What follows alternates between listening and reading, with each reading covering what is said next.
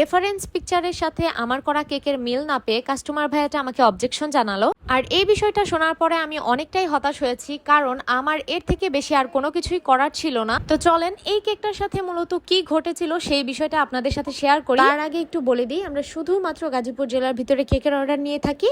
এমনকি গাজীপুর জেলা হওয়া সত্ত্বেও যদি আমাদের লোকেশন হতে আপনাদের লোকেশন খুব বেশি দূর হয়ে যায়, সেক্ষেত্রে আর কেকের অর্ডারটা রাখা হয় না। তো চলেন এবার ভিডিওর মূল টপিকটা নিয়ে কথা বলি। সর্বপ্রথম একটা কথা বলে নেই, আপনারা অনেকেই চান যে একদম রেফারেন্স পিকচারের সাথে হুবহু কপি হবে বা একদম 100% হচ্ছে সেম টু সেম হবে, বাট এই ভাইয়াটা কিন্তু সেটা চায়নি। ভাইয়াটা এটা মেনেছিল যে একদম সেম টু সেম হবে না, তবে তারপরেও হয়তোবা আমি তার এক্সপেকটেশন তুলনায় কিছু করতে পারিনি বলেই আমাকে জানিয়েছিলেন যে রেফারেন্স পিকচারের মতো হয়নি, অনেকটা তফাৎ হয়েছে আপনার বানানো কেক। এইখানে প্রথম কথা হচ্ছে ভাইয়ার রেফারেন্স পিকচারটা যেটা ছিল ওই কেকটা মিনিমাম 7 থেকে 8 পাউন্ড বা 6 থেকে 7 পাউন্ডের ছিল। আর এই বিষয়টা আমি ভাইয়াকে আগেই জানিয়েছিলাম। সেই সাথে ভাইয়াটা আমাকে 3 পাউন্ডে এই কেকটা করার জন্য বলেছিলেন। এখন হয়তোবা অনেকেই বুঝতে পারছেন যে একটা 6 থেকে 7 পাউন্ডের কেক বা এরও বেশি যদি হয়ে থাকে সেই কেকটা, আর তার সাথে 3 পাউন্ডের কেকের কতটাই বা মিল রাখা যায়। তো সেটা আমার মনে হয় যারা আমরা কেক বানাই বা যারা কেক নিয়ে অনেক বেশি অভিজ্ঞ তারা অবশ্যই বুঝতে পারবেন। এরপরে আরেকটা কথা থেকে যায়, আরও একটা না অনেকগুলো বিষয় এখানে হয়েছে যেটার কারণে মূলত আমার কেকটা হয়তো বা ওই কেকটার মতো সেম হয় নাই। তো আরও বিষয় হচ্ছে ভাইয়ার ওই কেকটা কিন্তু ওপরের টায়ারের কেকটাও ফুল ফন্ডেন্ট কভারের ছিল, প্লাস নিচে আমি যেই ঢেউ ঢেউগুলো করবো একটু পরে, মানে এটা ছিল বেবি শার্ক যেই থিমটা হয় আর কি, সেই থিমের কেক। তো যেই ঢেউগুলো ছিল ওগুলো ফন্ডেন্ট দিয়ে করা ছিল, বাট আমি করেছি টোটালি ক্রিম দিয়ে। আর এটার কারণও কিন্তু আমার কাস্টমার ডিমান্ড। ভাইয়াটাকে আমি জানিয়েছিলাম আগে থেকেই এই বিষয়টা। তো একটা ফন্ডেন্ট কভারের কেক প্লাস হচ্ছে ক্রিমের কেক কখনোই দেখতে সেম টু সেম হবে না।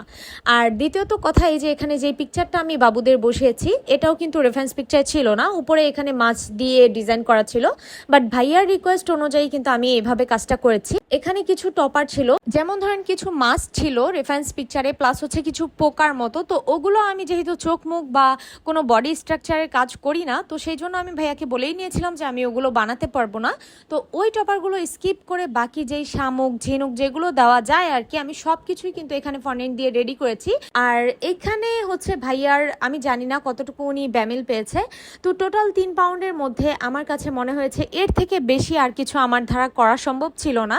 তো এই যে এখানে যেই সবুজ সবুজ শ্যাওলা বা যেটাই হোক না কেন এগুলো আমি বসিয়েছি, প্লাস অনেকগুলো এখানে আমি বিভিন্ন ধরনের টপার বানানোর চেষ্টা করেছি, প্লাস হচ্ছে বিস্কিট দিয়ে আমি বালিগুলো দিয়েছি। তো সব কিছুই আমি ঠিক রেখে কাজ করেছি। ভাইয়া বলেছিলেন যে কেকটা বানানোর পরে আমি যেন ছবি পাঠাই, কারণ ভাইয়া হচ্ছে সৌদি আরব থেকে এই কেকটা ওনার বেবিদের জন্য অর্ডার করেছিলেন। তো ভাইয়াকে আমি সুন্দর করে ছবিটা যখন পাঠাই তখন ভাইয়াটা আমাকে জানায় এই বিষয়টা যে রেফারেন্স পিকচারের মতো তো হয় নাই, আপনার থেকে ওই কেকটার মধ্যে অনেক তফাৎ। আর এরপরেও আমি একটু নিজের স্বাধীনভাবে কাজটা করেছি, তার কারণ হচ্ছে ভাইয়া বারবারই বলছিল যে আপনি যেভাবে সুন্দর হয় বা আপনি যেভাবে ভালো মনে করেন আপনি কইরেন। তো এই কথাটা শোনার পর আমি না আরো নিজের মন মতো করে কাজ করেছি। আপনারা অনেকেই এই কাজটা করেন যে প্রথমে আমাদের উপর ছেড়ে দিয়ে তারপর দেখা যায় আমাদের মন মতো করা ডিজাইন আপনাদের পছন্দ হয় না। তো এই জিনিসটা নিয়ে আসলে আমাদের কিছুই বলার নেই। হ্যাঁ, যেহেতু ওইখানে অনেক বড় ছিল কেকটা আর সেখানে অনেকগুলো ছবিও দেওয়া গিয়েছিল, বাট আমার এই কেকটা ছোট হওয়ার কারণে আমি এতগুলো ছবি এখানে বসাতে পারছিলাম না। তার উপর হচ্ছে আবার এখানে বাবুদের পিকচারটা বেশি ছিল।